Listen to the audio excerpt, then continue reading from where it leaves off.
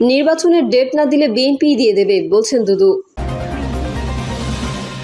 চাঁদা না দেওয়ায় ব্যবসায়ীর কবজি কেটে দিলেন বিএনপির কর্মী। জানাবো বিএনপি কি একা হয়ে পড়ছে, এবং সর্বশেষ জানাবো ব্যবসায়ীকে গুলি করে 22 লাখ টাকা ছিনতাই, দুদিনেও গ্রেফতার নেই। এতক্ষণ শুনছিলেন সংবাদ শিরোনাম, এবারে বিস্তারিত। তবে তার আগে অনুরোধ থাকবে আমাদের চ্যানেলটি সাবস্ক্রাইব করে বেল আইকনটি ক্লিক করুন। ব্যবসায়ীকে গুলি করে 22 লাখ টাকা ছিনতাই, দুদিনেও গ্রেফতার নেই। রাজধানীর মিরপুরে দিনে দুপুরে গুলি করে এক ব্যবসায়ীর 22 লাখ টাকা ছিনিয়ে নেওয়ার ঘটনায় মামলা হয়েছে। মাহমুদ মানি এক্সচেঞ্জের মালিক জাহিদুল হক বাদী হয়ে ডিএমপির মিরপুর মডেল থানায় মামলাটি করেছেন। মামলা সূত্রে জানা যায়, মামলায় 6 থেকে 7 জনকে অজ্ঞাত আসামি করা হয়েছে। মামলার ভুক্তভোগী অভিযোগ করেন, দুর্বৃত্তরা তাকে গুলি করে এবং ছুরিকাঘাত করে তার কাছ থেকে 21,70,000 টাকা, 3,500 US ডলার ও 1100 সৌদি রিয়াল ছিনিয়ে নিয়ে যায়। এ ঘটনায় এখন পর্যন্ত কাউকে গ্রেফতার করতে পারেনি পুলিশ। পুলিশ বলছে, জড়িতদের গ্রেফতারে অভিযান চলছে। বুধবার মামলা দায়েরের বিষয়টি নিশ্চিত করে মিরপুর মডেল থানার ভারপ্রাপ্ত কর্মকর্তা মোহাম্মদ সাজ্জাদ হোসেন এবং বলেন, আহত ভুক্তভোগী মঙ্গলবার মামলাটি করেছেন। মামলার অজ্ঞাত আসামি করা হয়েছে 6 থেকে 7 জনকে। আমরা ঘটনাস্থলের সিসি ক্যামেরার ফুটেজ বিশ্লেষণ করে অপরাধী শনাক্ত করার চেষ্টা করছি। তাদের দ্রুত গ্রেফতারের জন্য পুলিশের একাধিক টিম মাঠে কাজ করছে। আশা করি তাদের দ্রুত গ্রেফতার করা হবে।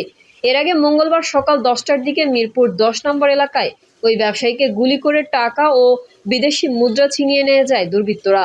গুলিতে মাহমুদ মানি এক্সচেঞ্জের মালিক মোহাম্মদ মাহমুদুল ইসলাম গুরুতর আহত হয়েছেন। তাকে শহীদ সোহরাওয়ার্দী মেডিকেল কলেজ হাসপাতালে ভর্তি করা হয়। নির্বাচনের ডেট না দিলে বিএনপি দিয়ে দেবে বলছেন দুদু। অন্তর্বর্তীকালীন সরকারকে দ্রুত নির্বাচনের তারিখ ঘোষণার আহ্বান জানিয়েছেন বিএনপির ভাইস চেয়ারম্যান শামসুজ্জামান দুদু। প্রধান উপদেষ্টাকে উদ্দেশ্য করে তিনি বলেছেন, আমাদের নেতা বলেছেন ডিসেম্বরের মধ্যে নির্বাচন হতে হবে।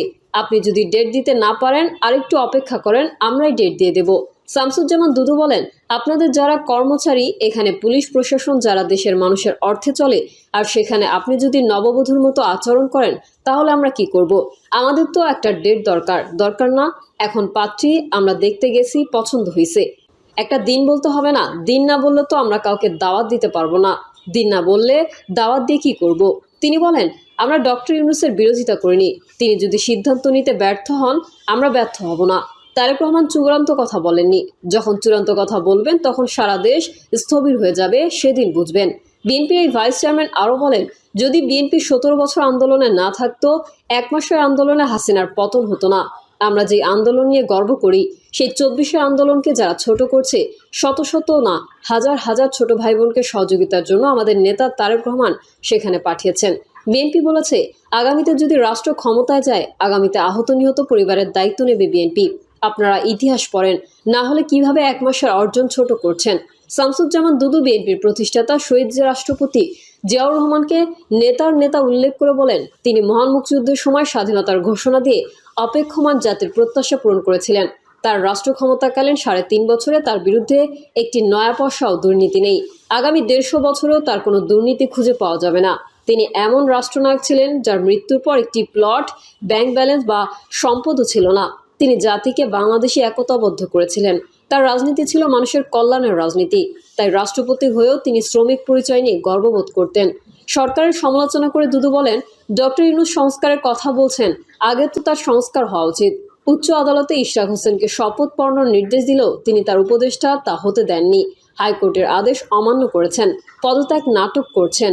হাসিনার মতো বিনিয়োগ সম্মেলনের নামে 5 কোটি বিনিয়োগ করেছেন।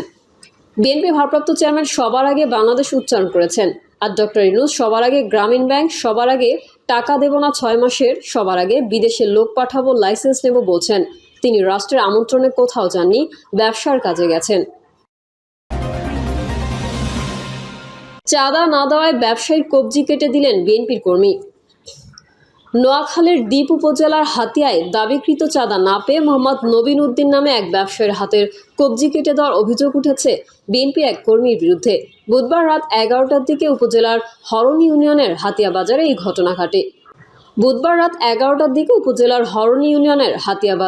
ঘটনা ঘটে। আহত ব্যবসায়ী জাতীয় অর্থোপেডিক হাসপাতাল ও পুনর্বাসন প্রতিষ্ঠানে চিকিৎসাধীন রয়েছেন। হামলার শিকার নবীন উদ্দিনের ছেলে মোহাম্মদ আবু সাদ বলেন, হাতিয়া বাজারে পবিত্র ঈদুল আজহা উপলক্ষে বড় পশুর হাট বসে।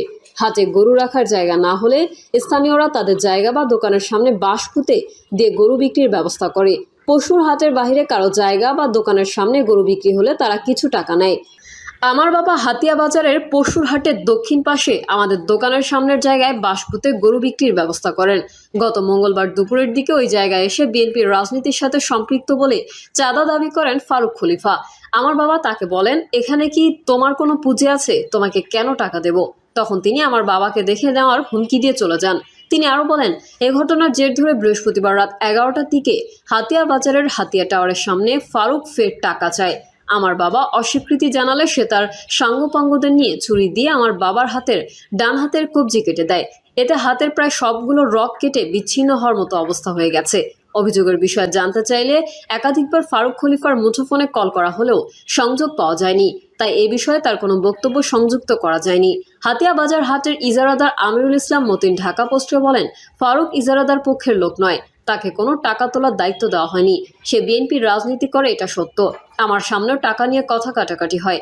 আমি বাসায় আসার 30 মিনিট পর এই ঘটনা ঘটে। হর্নি ইউনিয়ন বিএনপির সাবেক সভাপতি আক্তারুজ্জামান দোলন বলেন, ফারুক খলিফা বিএনপি করে, কিন্তু সে কোনো পদে নেই। এখানে ইজারাদারের ভুল আছে। আমার কোনো অপরাধীকে ছাড় দেব না, কারো পক্ষ নেব না। যে অন্যায় করেছে সে আইন অনুযায়ী শাস্তি পাবে, এটাই আমরা চাই। বিএনপি কি একা হয়ে পড়ছে? ভোটের সময় নিয়ে বিএনপির সঙ্গে অন্য দলগুলোর মতপার্থক্য ছিল, তা এখন বাড়ছে। কারণ ডিসেম্বরে নির্বাচন করতে হবে, এই অবস্থানে নেই জামায়াত, এনসিপি এবং ইসলামপন্থী বেশিরভাগ দল। অন্তর্বর্তী সরকারও ডিসেম্বরে নির্বাচন দিতে চায় না, যদিও সব দলই নির্বাচন ও রোডম্যাপ চায়। কিন্তু নির্বাচনের সময়ের প্রশ্নে বিএনপি ছাড়া অন্য এসব দল ডিসেম্বর থেকে জুনের মধ্যে নির্বাচন করার সরকারের অবস্থানের প্রতি সমর্থন দিচ্ছে। বামপন্থী কিছু দল বিএনপির সঙ্গে ডিসেম্বরের মধ্যে নির্বাচন চায়, তবে রাজনীতিতে এখন বামপন্থী দলগুলোর তেমন কোনো প্রভাব নেই। এনসিপি, জামায়াত ও ইসলামপন্থী দলগুলোকে ঐক্যবদ্ধ করে বিএনপিকে কোণঠাসা করা বা তাদের প্রতিপক্ষ হিসেবে দাঁড় করানোর চেষ্টা রয়েছে বলে যে আলোচনা রাজনীতিতে চলছে, সেটি বিএনপিও বিবেচনায় নিচ্ছে। তবে বিএনপি নেতারা বলছেন, যারা রাজনীতিতে একা হয়ে পড়লেও ডিসেম্বরের মধ্যে নির্বাচনের জন্য তারা সরকারের ওপর চাপ বাড়ানোর চেষ্টা অব্যাহত রাখবে। প্রিয় দর্শক, এই ছিল এখনকার সর্বশেষ সংবাদ। আপডেট ও সংবাদ পেতে চ্যানেলটি সাবস্ক্রাইব করে বেল আইকনটি ক্লিক করুন। কমেন্টে আপনার মতামত জানিয়ে আমাদের সাথেই থাকুন। ধন্যবাদ সবাইকে। আল্লাহ হাফেজ।